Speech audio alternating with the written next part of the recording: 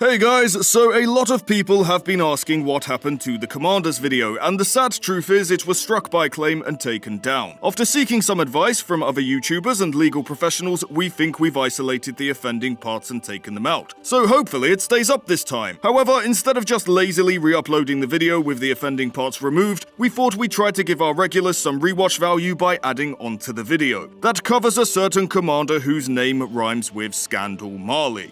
So sit back and enjoy, guys. Fingers crossed it stays up this time. Fade it in, Tom. Today we're discussing the top 5 military commanders from Game of Thrones, along with their biggest strength and their biggest weakness. The list is ranked, so the guy at the bottom is who we think is the worst of the bunch, and the guy at the top is the man when it comes to all things military. While we may touch on their political skills as strengths and weaknesses, their ability to play the Game of Thrones itself isn't what gets them their spot. It's their war skills, so just bear that in mind. Also, just so we don't get any trouble from that guy, we're defining a military commander on a broad spectrum, so it ranges from someone who leads a single army all the way to someone who leads an entire faction. If you like this vid, be sure to check out our other vid, Top 5 Sci-Fi Commanders, same formula but with our favorite sci-fi franchises. Now let's get on with it, Tom. At number 5, we have Tywin Lannister. Tywin is a competent military commander, no doubt about it, and is perfectly capable of acquitting himself well in conventional warfare. However, a large portion of his success could be attributed to the fact he wields the second biggest army in Westeros at about 60,000 men strong if memory serves me right. He's also got that dollar to outfit his men with the best armor and weapons in the realm, giving them yet another advantage over other forces, as well as having the ability to expand his forces with sellswords, though I've heard that can cost a hand. But ultimately, Tywin isn't all that impressive. He's an arrogant bully who can throw a lot of weight and gold around, and when forced to fight someone with actual tactical skills like Robb and Stannis, he finds himself wanting on the military front and must turn to his political savvy in order to beat his enemies. Tywin's greatest strength as a military commander? Carefully measured ruthlessness. The words war crime and shouldn't commit will never find themselves in the same sentence when it comes to Tywin. He's the type of guy to wipe a house from existence just to send a message. Tywin knows how to wield fear as a weapon better than anyone. We would also be remiss if we didn't mention his political skills and how they aid him in conflict. His ability to barter and intimidate other factions into alliances to give him overwhelming forces cannot be discounted. Tywin's greatest weakness? Fear over loyalty. Tywin commands through fear and the flexing of power. While this style of command can get shit done, it's a rather fragile thing, especially when you have enemies like Robb, Stannis, and Oberyn, all of whom are more than happy to show the realm you're not a golden lion, but a bitter, cruel tyrant who they are not afraid of. This fragility leaves Tywin in a constant state of intimidating everyone around him and flexing his power in order to maintain his position in charge. There's also no fighting to the bitter end for a commander like this. Once they start losing to the degree they can no longer project fear, their subordinates start to abandon them, or worse, make moves to usurp. Looking at you, you sneaky roses. Tywin's a great leader overall, and understands there is a game at play better than anyone, but as a military commander, he should be thankful he made the list. So, at number determined by the viewer, we have Randyll Tarly. Now let's address the elephant in the room that rewatchers likely came back for. Where the fuck is Randyll Tarly? You see, some people, and by some I actually mean all, and this includes Tom, believe that Randyll Tarly should have been on the original list, and some have even stated the guy should be at number 1. Now, I'm the one who's going to have to fall on the sword for this, because first thing Tom said to me when I pitched this idea to him was, make fucking sure Randyll Tarly has a spot. And initially he was our original number 4. Tywin doesn't fare well against Robb, but his ruthless tactics were sound and likely would have worked against a lesser commander. Grey Worm and his Unsullied are pretty instrumental to a lot of Dany's victories in the books and even more so in the show. Robb is pretty much untouchable on the field, Stannis has both the grit and skill to just keep coming, and he who shall not be named is the only guy so far in the story to win the Game of Thrones. And this is why I ended up swapping Tarly out, because when I tried to look into why he's held in such high esteem, there actually isn't much there besides the way the characters in story speak of him. People in the story say he's an amazing commander and the finest soldier, but we the readers are only actually given one solid reason as to why they think this. And that is, he is the only commander to defeat Robert Baratheon, oh fuck, Tom, I'll see you in court, in a battle. And yes, at surface value, this sounds incredibly damn impressive. He's the only stain on Robert's resume that prevents the Bobster from from being undefeated. But when you actually look at the details of that battle, you find a lot of the shine that's placed on Tarly for it kind of just fades a little. We picture this big, glorious battle where Tarly smashes Robert's forces, destroys his army, and Robert escapes by the skin of his teeth and with his tail between his legs. But that's not really the case. The Battle of Ashford is actually known to be what we term an indecisive victory. When you boil this definition down to its core, it basically means that neither side accomplished any meaningful objectives, and neither side did significant damage to the other side's forces. If you read up on this battle, you learn that Robert made a doozy of a mistake. You'll be shocked to know that yes, I can criticize the guy. Yes, dude made a massive mistake, and put his foot forward too soon, and Tarly's van catches him off guard. Robert realizes his mistake and recognizes that the Tyrell's main force are probably not far behind Tarly and decides to withdraw, which he manages to do, all while keeping his forces pretty much intact. It's less a stroke of brilliance for Tarly as a commander and more of a tactical and strategic blunder made by Robert. But realistically, who actually fucked up more when you look at this battle? Robert's retreat leaves the Stormlands open, and the Tyrells are able to lay siege to Storm's End. That's a pretty damn devastating blow, and rightly so, we should call Robert a dumbass and give Tarly some serious props. It's a great big picture move and seems to be nothing but roses. Get it, Tom? On paper. But then look at the other side of the coin, and the opportunity a good commander should not have missed. Tarly had allowed the primary instigator of the rebellion to escape.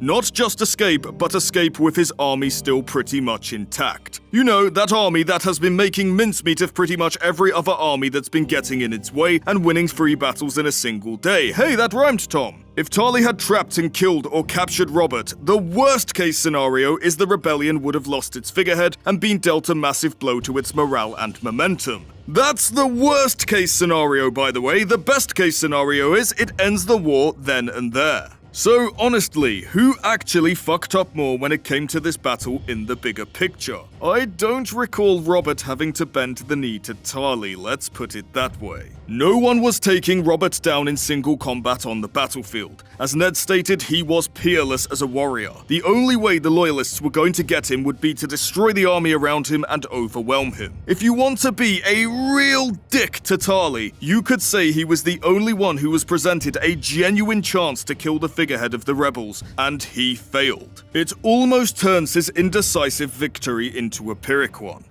Almost. After this, we have only one more battle with decentish details that Tarly was in command of, and that's the Battle of Duskendale. Again, Tarly wins this one, so it is a victory for him. But if you look into the details of the battle, it kind of seems both sides got as good as they gave. What diminishes the victory even further is that Tarly was given good warning of the attack and already had the defenders' natural advantage. And it's suspected that one of the other side's commanders, Robert Glover, was seriously emotionally compromised and acting rashly. Kind of feels like that should have been a clean sweep for Tarly, not the meat grinder it's described as. What we're seeing here with both of these examples is competence, but not brilliance. And it got me thinking that maybe Tarly's legendary reputation really does hinge on this indecisive defeat of Robert, and it's the only reason people in the story speak so highly of him. And what is Tarly's greatest strength? Discipline and, by extension, organization and consistency. This guy is an exemplar of a soldier's discipline and knows how to keep his men in line while maintaining their morale. This likely results from his experience and his wisdom and the fact he's clearly passionate about the military lifestyle and finds tactics and strategy fascinating. This is a guy that will factor in everything from the shape of the ground all the way to the weather conditions and how it might affect the battle. Dude sounds like he's got too much time on his hands to me personally. While he may not have moments of pure crushing brilliance like Robb, you can bet that fighting Tarly is like trying to walk through tar, with his forces constantly shifting to match the conditions and the ebb and flow of the battle, and keeping his forces a valid, consistent threat. He also fights from the front, which, like Robb, is pretty inspiring. Also, as a side note, his reputation, whether earned or unearned, is probably quite the weapon, able to intimidate the other commander before the battle begins. And Tarly's greatest weakness? He always seems to find himself on the wrong bloody side. I'd like to say his harshness could backfire, but it only seems to keep his men in line. I'd like to say his bluntness leaves him unable to make friends like Stannis' puritanism, but Randall's bluntness always comes laced with a heavy dose of wisdom that people seem to respect. He comes across to me as a pretty well-rounded commander, with no strengths of legendary scale, but no easily exploitable weaknesses either. Unremarkable, but consistent, because we simply don't have enough information of the guy or his battles to discern a noteworthy weakness. At number 4, we have Grey Worm, Commander of the Unsullied. We stand by our words that this guy couldn't take the mountain in a duel, but on the field of battle, everyone's favorite Unsullied commander backed by his bros is going to make a slight incline of the mountain and his forces. Grey Worm is a unit of a commander, and what's most impressive about his command is he's the only one on the list who didn't take his position through wealth, political power, fear, or inheritance. He was chosen by his equals simply because he was the best man,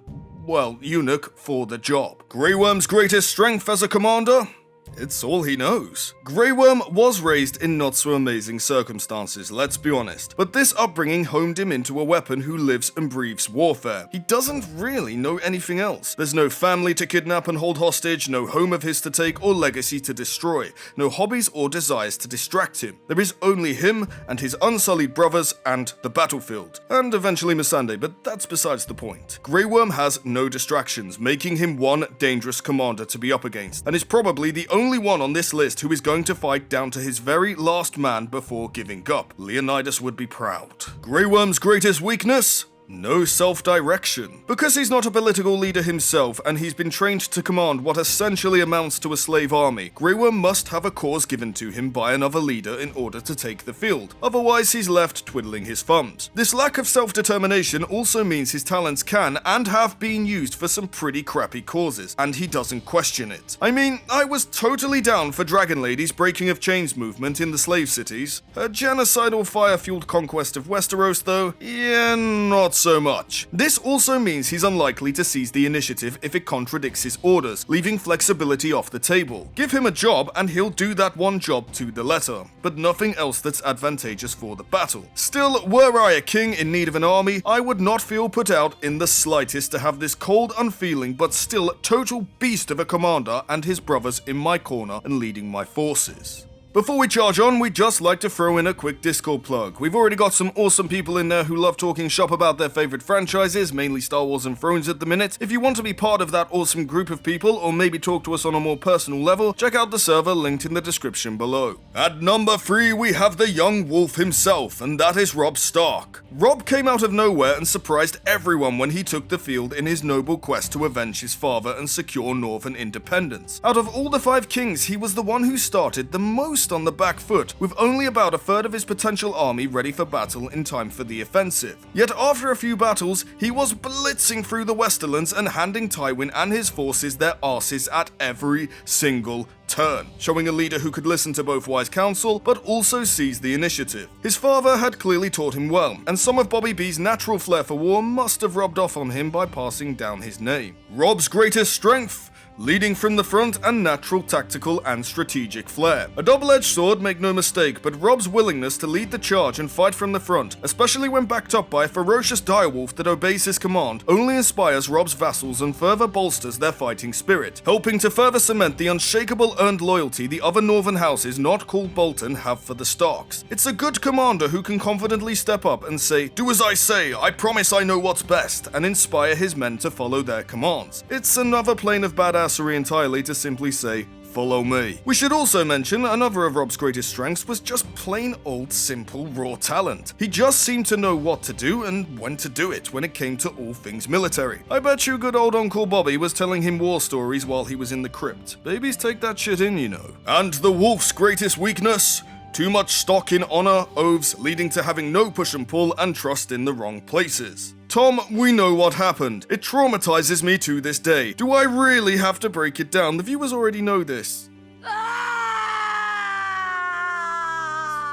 alright. Basically, Robb was rigid like his father before him and placed too much trust in oaths and commitment to honor. We saw how this bit him on the arse with the Khal Starks, with sending Theon to the Iron Islands, and how his trust in the Boltons to get some shit done was exploited by Roose in order to usurp him. Having a bit of push and pull with your vassals and knowing when to turn a blind eye and forgive the occasional war crime, as well as learning when to start forcing your suspiciously battle-hesitant vassal of whom your house has a long frosty history with to start actually getting stuck in, can help maintain your authority as their commander. In layman's terms, offer a carrot to the Karstarks and don't spare that stick on the Boltons, and don't place any faith in a recent bitter enemy. Tom's also made sure to note that I should mention Robb's failure to inform Edmure of the plan to kill the Mountain. It wasn't a war-winning move, but by the 7 it would have been a blow to the Lions, again exemplifying the trust in the wrong places. Even with these flaws, however, Robb was definitely one of the greats when it came to all things military. Just a shame he knew fuck all about politics. Rest in peace forever, our king in the north. Fuck you, John. At number 2, it's the Manus himself. Should you be adept to military tactics and strategy, or should you put your XP points into dark magic to be a noteworthy commander? Why not both, says the Manus. Beyond any shred of a doubt, Stannis deserves this spot. Robb may have been kicking Tywin's ass up and down, but it was the Manus who truly struck fear into Tywin's heart, and was considered by the Old Lion to be the single biggest threat to the Lannisters when it came to the war. And with damn good reason. Stannis is relentless and determined and will happily get in the mud with his men to secure victory. You want to take on the Manus? You've always got to do it the hard way, and you're going to need more than cheap tricks. Mace learned this, Tyrion learned this, and the Boltons are likely to learn this in the books as well. Stannis held Storm's End against the Tyrells and kept his men in line while eating nothing but rats, deterring cannibalism during a lengthy siege that would have seen mutiny for most commanders, though we will acknowledge Sir Davos's part in this. He doled out the food to his wife and each of his men before he ate himself, a portion no larger than any other. Even when dealt blows like wildfire, Stannis organizes his forces in a way that he can keep on coming, and would have had the city were it not for the overwhelming numbers of the Tyrells joining the fray. And while he lost the Battle of Winterfell in the show, it was down to a little thing called budget control and needing to prune the roster, as it were, ready for the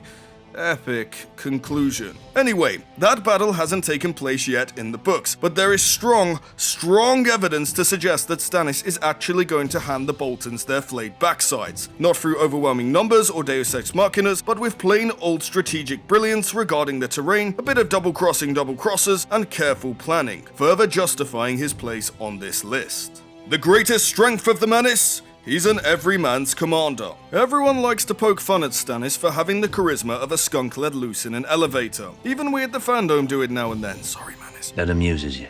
But something that is often overlooked is that when people are referring to this lack of charisma, it's only with how he is viewed by other lords and the nobility. Everyday blokes and lasses actually tend to really like Stannis, because he is willing to sit in the mud, eat the same shitty rations, and suffer with them when things get hard, which is a massive morale boost to downtrodden forces. Much like Grand Admiral Thrawn, he also values people based on their merit instead of position or title, meaning a lowly gutter rat can have his ear and raise high in his ranks if they work hard or their ideas are good enough. We see this firsthand with Sir Davos, lowly smuggler all the way to Hand of the King. Stannis punishes insolence and entitlement, and rewards competence and loyal service. No wonder the nobles hate him. They'll all be out of a job by the time he takes the throne. Well, if he ever takes the throne. And so many things in this world, but never justice until Stannis. The greatest weakness of the Manus? His lack of banter with the nobles affecting his army size. I know we said the political skill wasn't going to be a factor, but with Stannis, it really is his big weakness as a military commander. Because Stannis often struggles with securing alliances with the other great houses due to his rigidity, he's often left as the runt when it comes to army size. A good commander can make a smaller force work for him and do some damage if they're skilled, but even as Stannis himself says,